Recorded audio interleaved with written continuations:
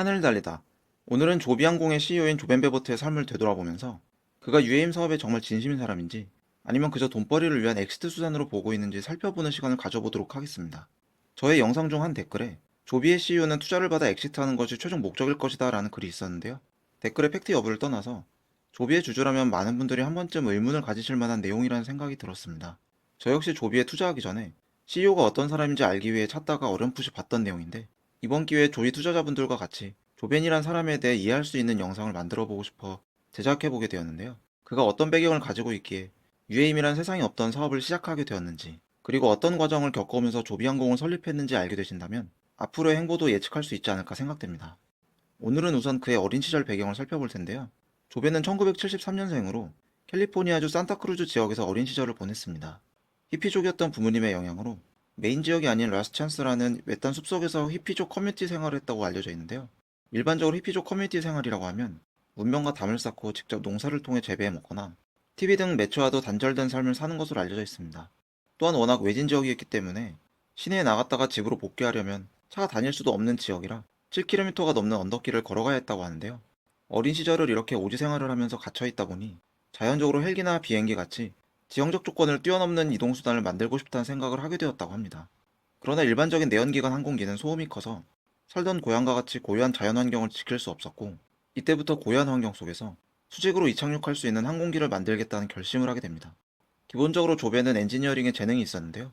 고등학교 때 흥미가 있었던 자전거를 가지고 당시엔 존재하지 않았던 서스펜션 산악 자전거를 직접 설계하고 제작했다고 합니다. 그는 이후 캘리포니아 대학에 진학한 다음 수직 이착륙기 연구회사에서 근무를 하게 되는데, 이때 전기 추진 수직 이착륙기를 생각하게 되었고 이 개발의 핵심이 배터리에 있음을 알게 되었는데요.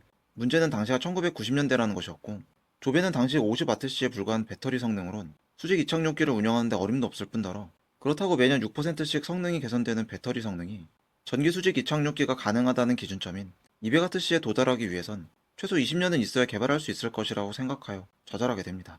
그러나 그는 꿈을 버리지 않았고 이후 스탠포드 대학 공학 석사를 취득한 뒤 1999년 고성능 실험실 장비와 로봇 시스템 개발 회사인 벨로시티 11을 설립하고 2008년엔 재생에너지를 활용한 공중풍력 터빈을 개발하는 조비 에너지를 설립하며 이비톨 개발을 위한 준비를 차근히 해나갔습니다.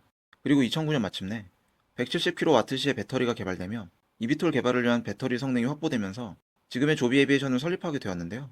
요약해보자면 첫째, 어린 시절 삶을 통해 교통 불모지를 몸소 경험함. 둘째, 대학 시절부터 이비톨을 구상했으나 당시 기술 여건으로 보류함. 셋째, 보류 후에도 10여 년간 항공기 제조를 위한 회사를 설립하고 운영함. 이렇듯 그의 삶을 돌이켜보면 하나하나의 과정이 전부 이비톨을 개발하는 데 필요한 빌드업 과정이었고, 그 덕분에 그는 기체 제작부터 소프트웨어 구동까지 모든 영역에서 높은 이해도를 가진 엔지니어이자 CEO가 될 수 있었습니다. 실제로 조벤이 언급한 내용을 보면 그는 완벽한 설계 제작을 위해선 기체와 시스템, 그리고 구성 요소별로 모든 단위에 대한 이해도가 있어야 한다고 생각하고 있습니다. 그가 실제로 가장 관심을 갖고 있는 부분도 전자장비와 장비를 구동하는 시스템을 연결하는 소프트웨어 기술이라고 하는데요. 소프트웨어를 통해 데이터를 수집하고 이걸 다시 하드웨어에 적용함으로써 정교한 항공기체를 완성시킬 수 있다고 생각하고 있는데, 이러한 통합적인 사고방식이 복잡한 이비톨 기체를 개발 가능하도록 하는 근간으로 보입니다. 또한 조비의 특징인 수직 계열화 사업 방식이 이러한 조벤의 사고방식과도 무관하지 않다고 보이는데요. 제조와 서비스 운영까지 모두 하나의 사업으로 준비하고 있는 점이 그의 철학과 닮아 있는 것으로 보입니다. 이렇듯 본인의 사고 체계와 성장 배경, 그리고 사업 비전이 담겨 있는 조비를 단순히 부를 얻기 위한 엑시트 용도로 생각한다? 납득이 가시나요? 저는 이 의견에는 동감하기 어렵습니다. 우리가 잘 아는 일론 머스크 역시 조벤과 삶의 모습은 달랐지만 어린 시절부터 꿈꿔왔고 대학 시절 관심 갖고 있던 에너지, 자동차, 우주 산업에 꾸준히 몰입한 결과 현재 스페이스X와 테슬라 같은 훌륭한 기업을 키워냈습니다. 저는 이런 꿈을 가진 천재 CEO들은 단순한 부 그 이상의 것을 보고 사업을 한다고 생각합니다. 그리고 미래 산업에 장기 투자할 때는 이러한 오너의 면목도 반드시 확인해야 할 부분으로 보는데요. 앞으로 조비가 혹여 양산에 어려움을 겪거나 FA 형식 인증이 지연되는 속칭 데스밸리 구간에 진입하더라도 오너의 의지가 굳건하다면 이겨낼 가능성이 농후하기 때문에 오늘 소개해드린 조벤의 배경만 보더라도 조벤이 조비를 쉽게 내려놓진 않을 것으로 생각됩니다. 물론 그럼에도 오너 리스크는 어느 기업에나 상시 존재하고 조비를 탐낼 만한 기업이 없다고 보장하기 어렵기 때문에 향후 조벤의 언행이나 행동이 변화하는지 각별히 주의를 기울여야 할 것 같습니다. 하늘을 달리다. 오늘은 조비의 CEO인 조벤 베버트의 성장 배경을 살펴보고 그의 엑시트 가능성에 대해 살펴보았습니다. 다음 시간에 다시 뵙도록 하겠습니다. 감사합니다.